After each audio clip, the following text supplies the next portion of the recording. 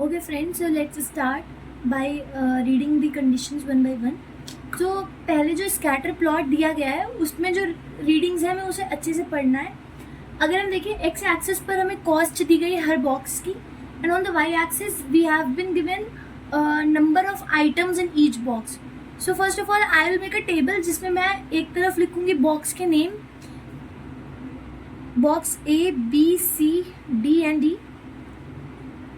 Then I'll write number of items. It will include both chocolates and candies. Then cost. और जो नहीं पता है मुझे वो मैं इधर लिख रही हूँ, which is how many chocolates and candies. Chocolate alone and candies alone. What their quantity यानी कि number. तो अब मैं जल्दी जल्दी सारी वैल्यूज़ को पुट कर लूँगी. सो गाइज मैंने ये सारी इन्फॉर्मेशन लिख ली है. लाइक ए बॉक्स में नंबर ऑफ़ आइटम 72 है. अब 72 में कुछ चॉकलेट्स होंगी, कुछ कैंडीज़ होंगी और उस पूरे टोटल बॉक्स की कॉस्ट है 600. अब मुझे यहाँ से एडिशनल इन्फॉर्मेशन को बहुत ही ध्यान से पढ़ना है and I have to analyse कि कौन सी इन्फॉर्मेशन से मुझे क्या डेटा मिल सकता है. तो अगर मैं पहली एडिशनल इन्फॉर्मेशन की पहली लाइन पढ़ूँ, it is written that cost of each chocolate is 3 times that of each candy. अब यहाँ से मुझे क्या समझ आ रहा है कि कैंडी और चॉकलेट की प्राइस में रिलेशन है, बहुत डायरेक्ट रिलेशन है, विच इज़ मैं यहाँ पे लिखती हूँ. Suppose this is the cost of chocolate per chocolate and cost of candy. अगर कैंडी की कॉस्ट x है, so the cost of chocolate will be 3 times that of candy, it will be 3x. So इस information से मैंने ये वाला data निकाला है. सेकेंड इन्फॉर्मेशन बोल रहे हैं number of chocolates in box A were 25% less than that in box D. तो डी में जितनी भी चॉकलेट्स होंगी, क्वांटिटी नंबर ऑफ चॉकलेट्स, उसका 25% लेस होगा ए में. 25% होता क्या है हमारा 1/4. दैट मीन्स 4 पार्ट है, उसका एक पार्ट इज 25%. इन्होंने क्या बोला, इन्होंने कहा एक पार्ट नहीं, इन्होंने कहा एक पार्ट लेस, यानी 25% लेस मतलब कि 4 में से एक पार्ट लेस, यानी टोटल कितने 3 पार्ट्स होंगे. 4 - 1 3 पार्ट्स. यानी कि अगर डी में चॉकलेट्स 4y हैं तो ए में चॉकलेट 3y हो जाएंगे, एक पार्ट कम हो जाएगा. Number of chocolates in box A 25% less. Okay. While the number of chocolates in box C 25% more है कैंडीज इन बॉक्स E. मतलब बॉक्स E में जो कैंडीज है उससे 25% ज़्यादा है. 25% मतलब एक पार्ट ज़्यादा है, यानी 4 पार्ट तो था, अब एक पार्ट और हो गया, यानी 5/4 हो जाएगा. तो इसमें बोल रहे हैं कि number of chocolates in box C में जो चॉकलेट्स हैं दैट मीन्स ये they are 25% more candies in E. अब ई में कैंडीज जो होंगी उसका 25%. अगर ई में कैंडीज लेट से 4m है तो यहाँ पे 5m हो जाएंगी चॉकलेट्स. ये हमें सेकेंड इंफॉर्मेशन से डेटा मिला है. Cost of all chocolates in box E and C was thrice. Okay, इसको भी यूज़ करेंगे. Cost of all chocolate in A was 50% more than cost of all candies in C. Okay, सबसे पहले ये जो खाली डेटा है इनको फिल करना है. और ये कैसे फिल होंगे, बहुत इजी है. अगर मेरे पास चॉकलेट्स 3y हैं, यानी कि टोटल आइटम्स में से 3y चॉकलेट है, तो कैंडीज कितनी होंगी, total items minus number of chocolates, that mean 72 - 3y. तो मैं नंबर ऑफ कैंडीज लिख लूँगी यहाँ पे 72 - 3y.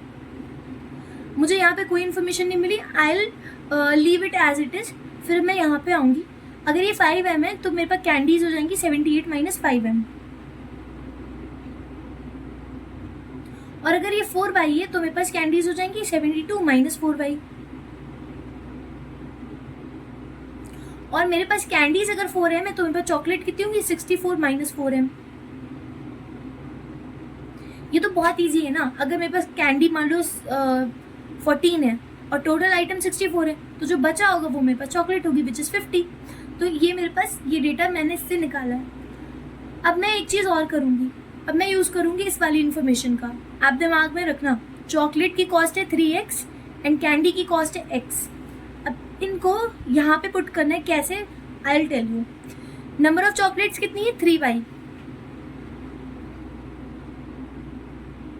हर चॉकलेट की कॉस्ट अगर 3x है तो 3y चॉकलेट की कॉस्ट 3y इंटू 3x होगी। ये क्या है? Cost of total chocolate plus, मैं बॉक्स ए की बात कर रही हूँ अभी। अब ए में कैंडीज, नंबर ऑफ कैंडी ए में कितनी है? 72 माइनस 3y है, 72 माइनस 3y।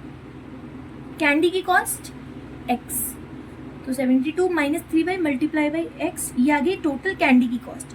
और मुझे टोटल कॉस्ट जो दी गई है ए में वो दी गई 600। तो ये इक्वेशन मेरी बन जाएगी ऐसे। अब मैं इसको सॉल्व करूंगी। 3 multiplied by 3 is 9, x into y x y, plus 72 into x 72x minus 3x into y x y equals to 600।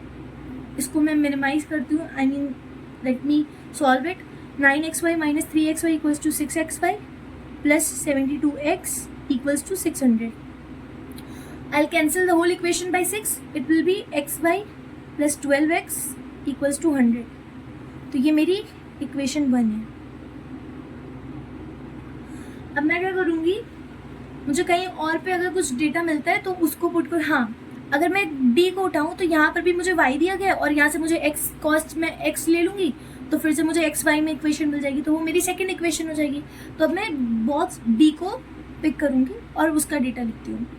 तो बॉक्स डी में number of chocolates 4y, price of each chocolate is 3x, तो 4y into 3x plus candies 72 minus 4y, price is x और total cost is 680। अब यहाँ पर 12xy plus 72x minus 4xy equals to 680. It will be 8xy plus 72x equals to 680.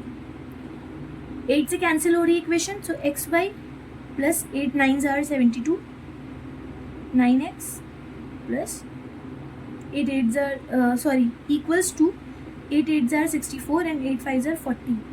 This is our equation 2. अब मैं दोनों को club करूँगी।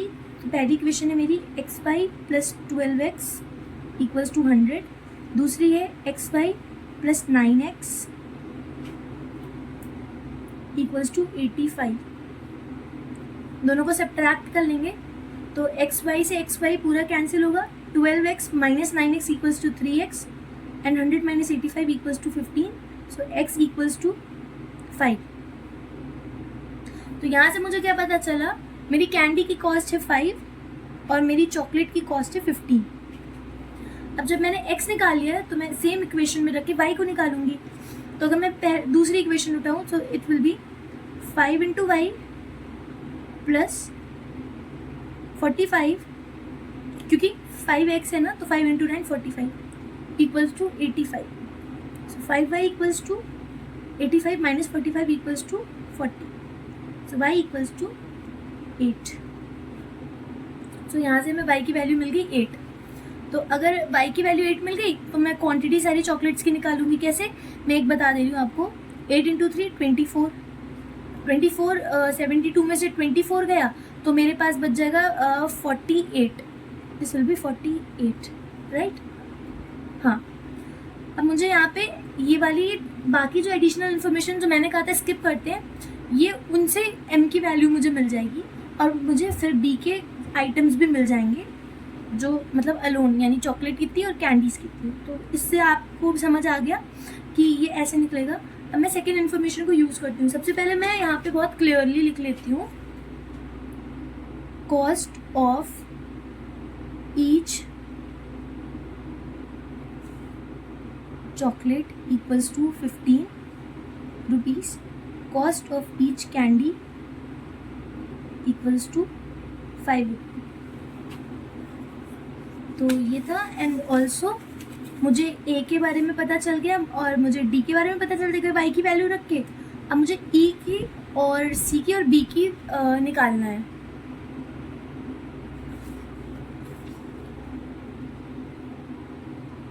अगर थर्ड इन्फॉर्मेशन पढ़ूँ, that is cost of all chocolate in E and C was thrice the cost of all candies in D and B respectively. B और D में जो कैंडीज हैं, मैं इसको मान लेती हूँ इसमें बी कैंडीज हैं, ठीक है। अब इन्होंने बोला है कि cost of all chocolate in box E and C, तो बॉक्स ई और सी में जो चॉकलेट की कॉस्ट है इट इज़ थ्राइस। हाँ, हम एक काम और कर सकते हैं। अब हम दूसरी इक्वेशन बनाते हैं जिसमें हम ये m वाली वैल्यू रखेंगे और हमें m की वैल्यू पता चल जाएगी, which is chocolate box, I am talking about box C. तो बॉक्स सी में क्वांटिटी चॉकलेट की 5m है, तो बॉक्स सी में कॉस्ट क्या हो जाएगी चॉकलेट की 5m multiply by 15 plus candies 78 minus 5m और 690 टोटल कॉस्ट।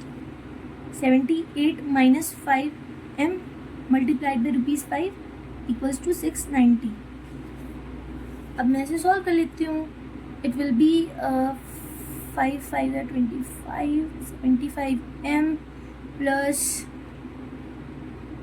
और इसको एक काम कर सकते हैं सिंप्लीफाई करने के लिए। सबसे पहले 5 से सबको कैंसिल कर देंगे, सब कट रहा है, तो 5 से ये गया, 5 से हम इसको कैंसिल कर सकते हैं, एंड 5 से ये जाएगा मेरा 5 5 3 are 15 16 75 8 are 40 138, so it will be 15m plus 78 minus 5m equals to 138.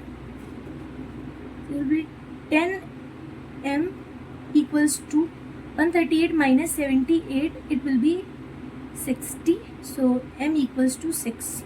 तो यहाँ से m की वैल्यू मुझे मिल गई 6,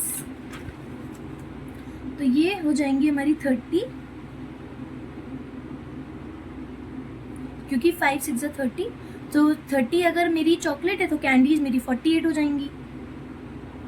सिमिलरली m6 है तो इट विल बी 6 4 24, तो ये 64 माइनस 24, तो मेरी चॉकलेट ई में हो जाएंगी 40 और बाकी 24 चॉकलेट मेरी कैंडीज हो जाएंगी मेरी ई की, ठीक है। तो मुझे ये मिला, और y की वैल्यू मैंने निकाली थी 8, तो इससे ये कितना हो जाएगा 8 4 32, तो ये हो जाएगा 72 माइनस 32, दैट मीन्स 40।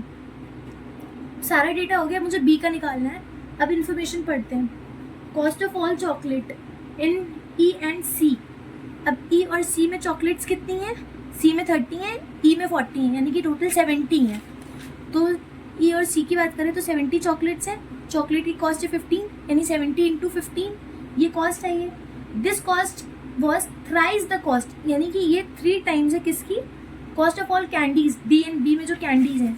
अब डी में कैंडी 40 है और बी में लेट से बी है, तो 40 प्लस बी इनकी कॉस्ट का थ्राइस है ना, तो कॉस्ट क्या होगी, ये तो नंबर ऑफ कैंडीज है ना। कॉस्ट निकालने के लिए हम इन कैंडीज को ईच कॉस्ट से मल्टीप्लाई कर देंगे 5 से, और ये पूरी का 3 टाइम्स हो जाएगा ये इसकी कॉस्ट।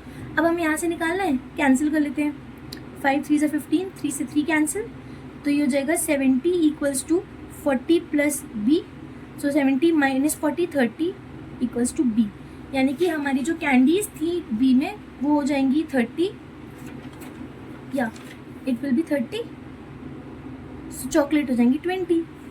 सो ये था हमारा टोटल सवाल सॉल्व करना। Thank you guys for watching, bye bye.